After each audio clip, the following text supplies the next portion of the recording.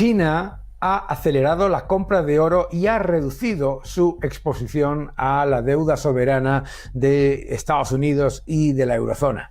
Estamos ante lo que se llama el corredor del oro, que va a reconfigurar el sistema financiero completo. Hoy respondemos con datos, con fechas y consecuencias para la prima de riesgo y la deuda de muchos países. Vamos a hablar de todo ello.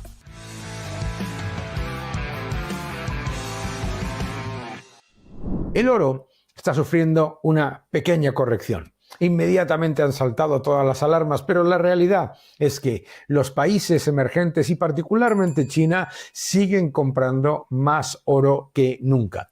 Adicionalmente, se habla de la desdolarización. Sin embargo, los últimos datos del Fondo Monetario Internacional de septiembre de 2025 y del Bank of International Settlements de octubre de 2025 muestran que el dólar sigue siendo la principal reserva del mundo, con más de un 57% y la moneda más utilizada prácticamente en un 89% de las transacciones. Sin embargo, algo está cambiando y está cambiando de manera muy importante. China y los países de su entorno se están desligando del mercado financiero como lo conocemos y del sistema monetario que hemos vivido durante décadas. Durante décadas, el dólar ha sido la columna vertebral del comercio y las reservas globales. La profundidad del mercado de los bonos soberanos de Estados Unidos, los treasuries, y el marco institucional de Estados Unidos, más libertad económica, seguridad financiera, seguridad inversora y seguridad jurídica,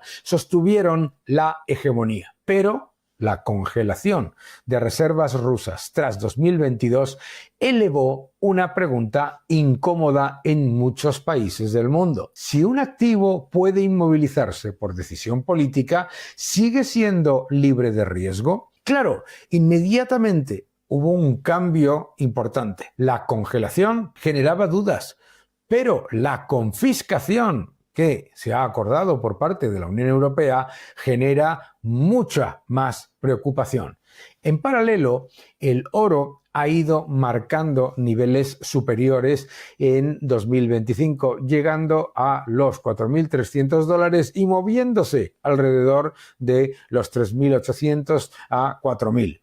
¿Qué ha cambiado? ¿Dónde está el dinero? ¿Y qué implica para nuestras economías desarrolladas tan endeudadas? Lo primero que ha cambiado es que el Banco Popular de China, que era el mayor tenedor después de Japón y la Reserva Federal de Treasuries, de bonos de Estados Unidos, ha estado gradualmente reduciendo la posición en deuda de Estados Unidos y retomó y encadenó compras de oro constantes desde el año 2022 a niveles récord, y además que al principio se consideraba que iba a ser pues como una especie de anécdota, pero se ha convertido en una tendencia. Al Banco Popular de China se le une además el Banco Central de Omán, el Banco Central de Polonia, de tantos países, de la India, etcétera, etcétera, etcétera. Tras una pausa de 6 meses, ha vuelto a entrar en un proceso de compras importante que ha continuado durante todo el año 2025,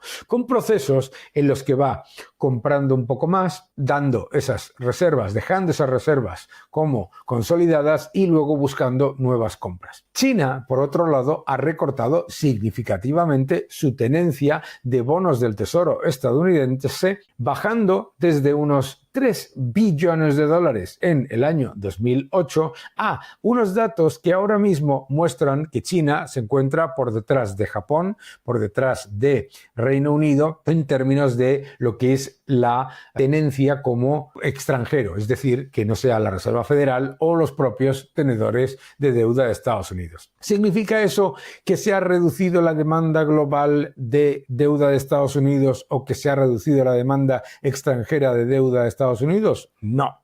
De hecho, lo que ha ocurrido ha sido que países desarrollados como Canadá, como Francia, como Bélgica, como Reino Unido han aumentado significativamente sus compras de deuda de Estados Unidos. ¿Qué es lo que ocurre, por lo tanto? Ante las incertidumbres políticas, la supuesta guerra comercial, dudas sobre independencia monetaria, etc., hay una clave aquí, que es: China está creando lo que se llama la idea del corredor, ¿vale? ¿Cuál es el objetivo? El objetivo es intentar formar un sistema paralelo que no tenga tal dependencia del dólar, que no suponga en realidad ser una segunda derivada del dólar. La Bolsa de Oro de Shanghái abrió su primer depósito de entrega física fuera de la China continental, en Hong Kong, con nuevos contratos en yuanes liquidables allí. Esto ocurrió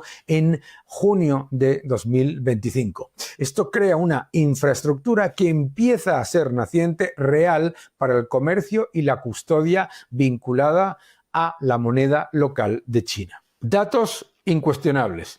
El Banco Central de China ha comprado durante 9 meses seguidos alrededor de la mayor cantidad de oro vista en un periodo similar desde el año 2008.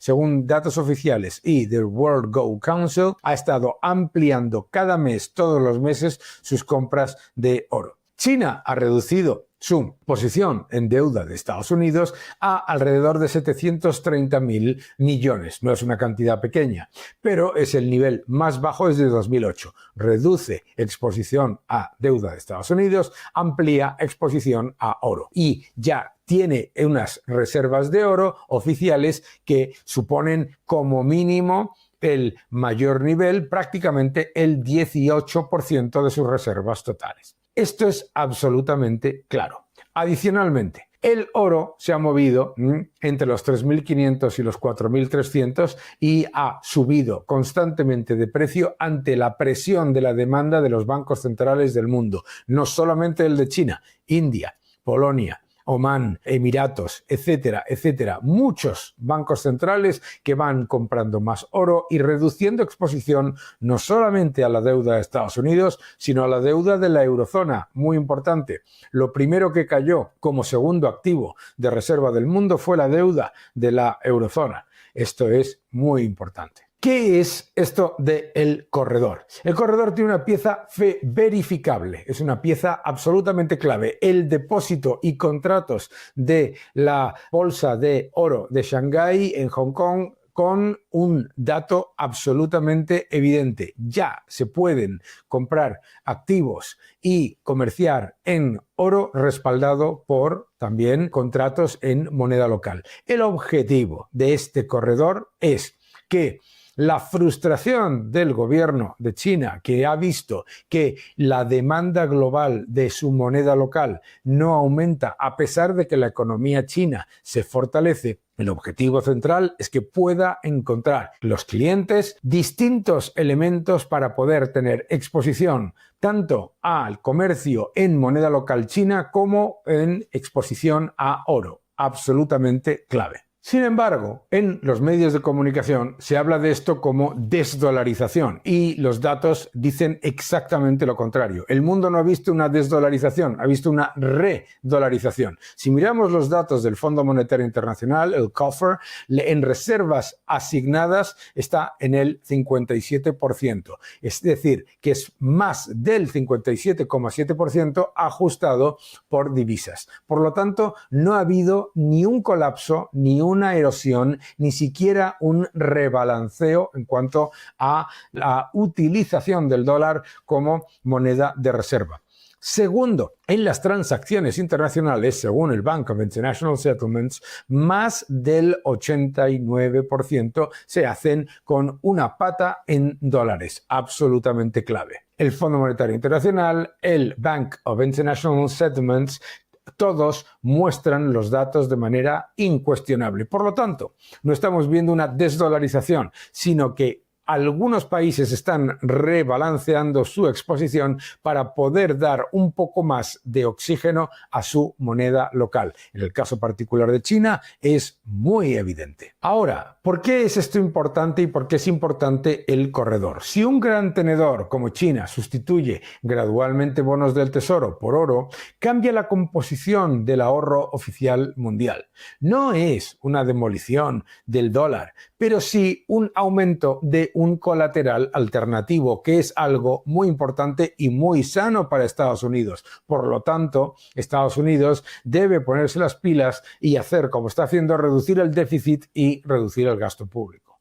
Todo esto tiene un objetivo fundamental, que los ciudadanos del mundo y las empresas del mundo puedan utilizar como colateral la demanda que hay de productos chinos en moneda local en vez de utilizar el dólar y tener un respaldo potente como es el del oro. ¿Por qué? Como China tiene control de capitales y también tiene un fixing en el tipo de cambio, esto daría más fortaleza para que el yuan empezase a repuntar en utilización a nivel global. Para la tesis del corredor del oro, el vector es muy sencillo. Más contratos en moneda local china con entrega fuera del continente, más custodia internacional vinculada a el sistema de la bolsa de Shanghái y mayor capacidad de convertir yuanes en oro sin pasar por dólares.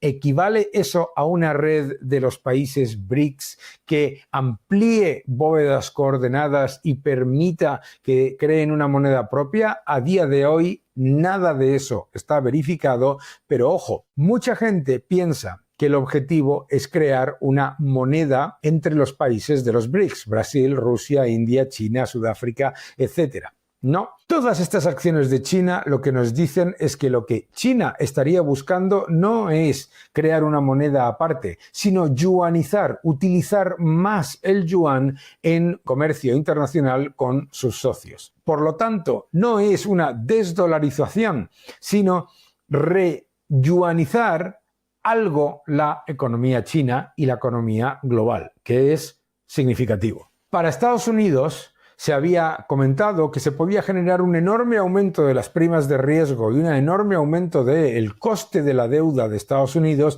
si China, un tenedor tan importante, reducía significativamente sus tenencias de bonos del Tesoro. Sin embargo, ¿qué es lo que hemos visto? Lo contrario, que la rentabilidad exigida al bono de Estados Unidos ha caído cerca del 4% y, sin embargo, China ha reducido sus posiciones. ¿Por qué? Porque otros países han estado incrementando de manera muy significativa su porcentaje. En realidad, no estamos viviendo una desdolarización, sino una reestructuración del balance del Banco Central de China. Eso sí, hay que prestarle atención a la posición del oro. Si más bancos centrales siguen comprando más cantidad de oro y reduciendo posiciones en deuda soberana europea, británica, de los países de reserva, Estados Unidos, etcétera, eso significa que el oro se consolida como el colateral de alta calidad del mercado y no el dólar y desde luego no el euro. Y eso cambia el sistema monetario de manera significativa. ¿Cuál es el problema para Europa? Para Europa el problema fundamental es que no tiene la posición que tiene el dólar. Es decir, para Europa el aumento constante de deuda, el aumento constante de los países como Francia, etcétera, dentro de la eurozona que no llevan a cabo reducciones de gasto público, que siguen entrando en grandes déficits, es un gran riesgo porque a la vez la demanda de sus bonos es menor.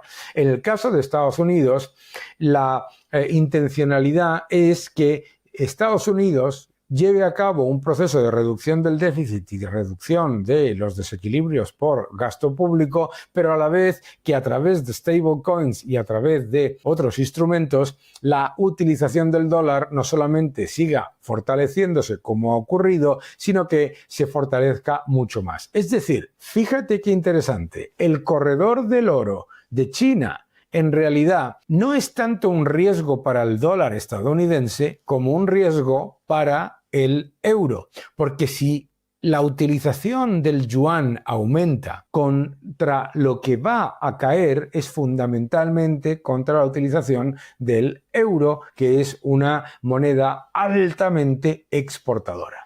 La narrativa del fin del dólar es algo que vende clics, claramente, ¿eh? Si hablas del fin del dólar, parece que entra todo el mundo muy interesado, pero la evidencia, los datos empíricos es que no se ha reducido, no solamente no se ha reducido, sino que ha aumentado el porcentaje dentro de las reservas totales en dólares. No solamente no se ha reducido la utilización del dólar en las transacciones internacionales, sino que ha aumentado. El índice del dólar, que tanta gente criticaba, resulta que se mantiene a los niveles de 98, 99, es decir, muy por encima del 2021 y del 2012. Más utilización como moneda de reserva, más utilización en transacciones internacionales y más utilización en todo lo que tiene que ver con el comercio global. Eso es un dato. China, muy interesada en quitarle cuota de mercado al euro, mis queridos amigos, no al dólar. China sabe que no puede competir contra el dólar en monedas fiduciarias por el riesgo de fixing, el riesgo de instituciones no independientes y el riesgo de falta de liquidez. Pero sí puede competir contra el euro porque el euro tiene riesgo de redenominación y, por supuesto, porque los desequilibrios fiscales de los países de la eurozona no se están reduciendo, sino que se están disparando. Significa más emisión monetaria, más emisión de deuda. El nuevo orden económico mundial, ya en tercera edición, no te lo pierdas, el nuevo orden económico mundial. Te va a gustar. El resultado práctico, un sistema más multipolar en colateral y más exigente con los países deficitarios. Para los inversores y para los que hacen política, el mensaje es duro. Menos relato y más balance, menos bla bla y más reducción de déficit y reducción de gasto público. El problema, en Estados Unidos se está llevando a cabo una reducción del gasto público, pero en la eurozona nadie quiere hacer esa política y, lo más importante, tampoco quieren hacerla en Japón ni en Reino Unido. ¿Dónde está el dinero? Hoy una porción creciente duerme en bóvedas, no en papel. Esto significa que cada vez se eleva el precio del tiempo y que, aunque el oro haya tenido un proceso de, digamos, corrección tras una subida espectacular durante años, la posición de los bancos centrales con respecto al oro es incuestionable. Los bancos centrales del mundo quieren más oro, quieren menos deuda europea, menos deuda de Estados Unidos. Estados Unidos y China saben que el daño colateral es el euro. Vamos a seguir todo esto porque es absolutamente fascinante. Que no te engañen.